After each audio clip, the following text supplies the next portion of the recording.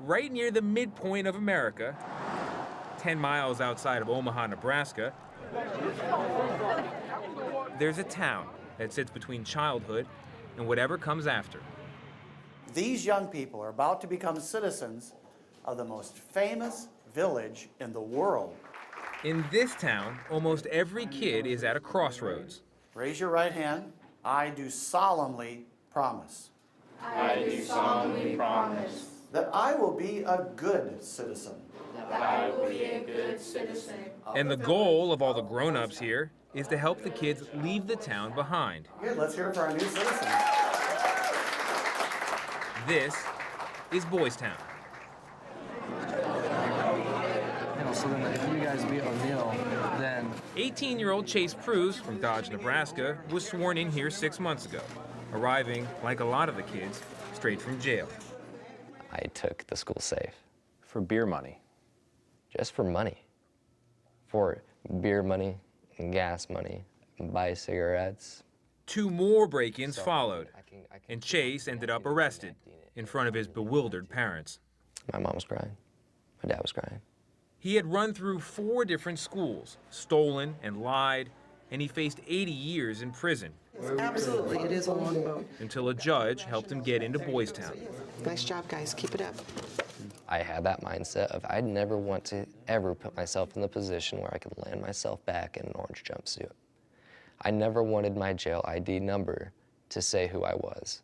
Okay, so check your paper. On your worksheet, you should have... 17-year-old Andre Harris came to Boys Town much the same way. Nearly 3 years ago, back in Amarillo, Texas, he stole a car and ended up in juvenile detention. I didn't feel like I was gonna amount to anything after that. Frankly, he didn't think he'd amount to much before jail either. Andre, what do you think an upside is? C. C. College seemed out of reach. He can't remember hearing someone say they were proud of him. So you're absolutely right. Beautiful. More felons per capita here than any town in Nebraska. Probably. But we're all doing our best to change.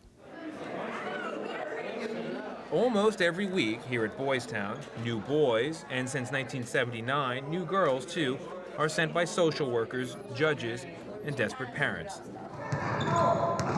Most of the kids have been unable to live anywhere else without getting in trouble, and Boys Town is their last chance. A lot of people would say they're bad kids. Is that how they see themselves when they get here? Some of our kids do. They see themselves as, you know, on the bottom of the totem pole. How do you change that mindset? You show them that this is your decision. This is your life.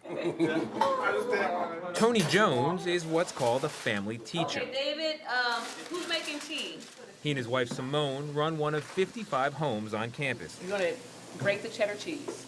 8 Boys Town children live here like a family, alongside the Joneses' 3 biological kids.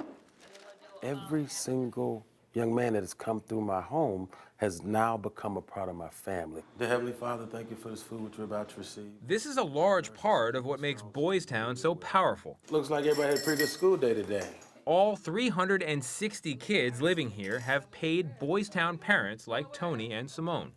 It's a professional, full-time dad, brother, uncle, cousin, whatever my boys may need me to be at that particular time in their life, that's then who I become for them. Good day, son. Good day. Good day. Jones actually began at Boys Town as a boy himself. He was born to a shattered family in Detroit.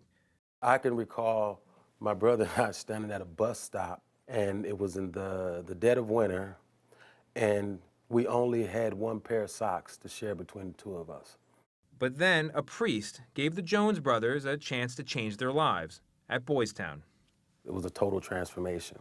Where do you think you personally, Tony Jones, would be if you had said no to Boys Town? Oh, 2 places.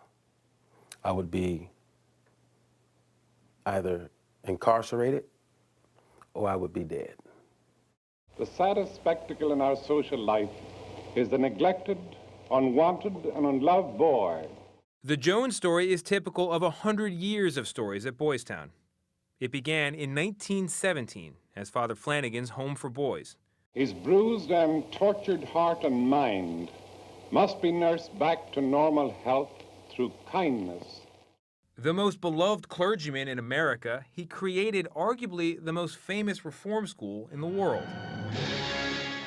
You may remember a 1938 Oscar-winning movie about the place, starring Spencer Tracy. I want a home for them where they can stay and where they can learn.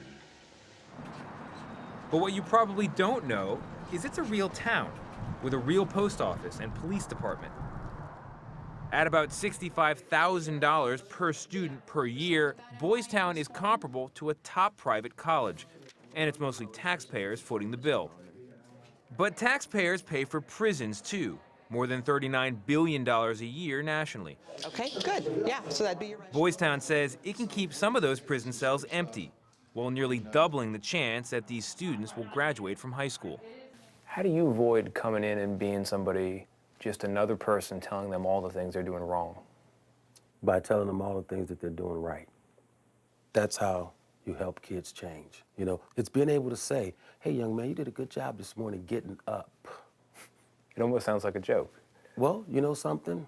That little praise goes a long way. That little praise goes all the way back to Father Flanagan's founding idea. There are no bad boys. Chase, where would you be without Boys Town? I'd be in lockup.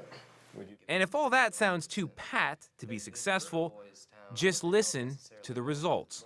Probably should lock up. I've been here for a short amount of time, but since my first day, I didn't feel like I was in a place where I couldn't leave. I felt like I was home.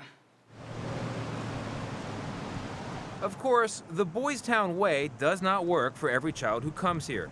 There are failures. It's nice to see you. Hey, Dad. Good. But for Chase's parents, Dan and Trish, it's been nothing short of a Christmas miracle. Who was Chase before Boys Town, and who is he today? He was dishonest, disrespectful, a thief, and now he is the Chase that I always wanted him to be. Yeah, very proud of you, Chase. And we love you very much. I love you too. How is the kid sitting here right now with me different from the kid who was driving that car? He's not even the same person. For Andre Harris, the change has been no less dramatic since stealing that car. And how are you different? My actions, the way I speak, I've grown up. I've become a young man. He's a school leader now, a star on the track team, and he just found out he's headed to college next year. But first, he's headed back to Amarillo for the holidays, a place he hasn't seen for nearly 3 years. Yeah. It's a place that Boys Town has been preparing him for since the very day he made his grand theft exit. This is my Christmas gift, so I mean, this is all I wanted. Oh, there's my baby. It's home. We've missed you and so proud of you, sweetheart. Thank you. Very proud of you.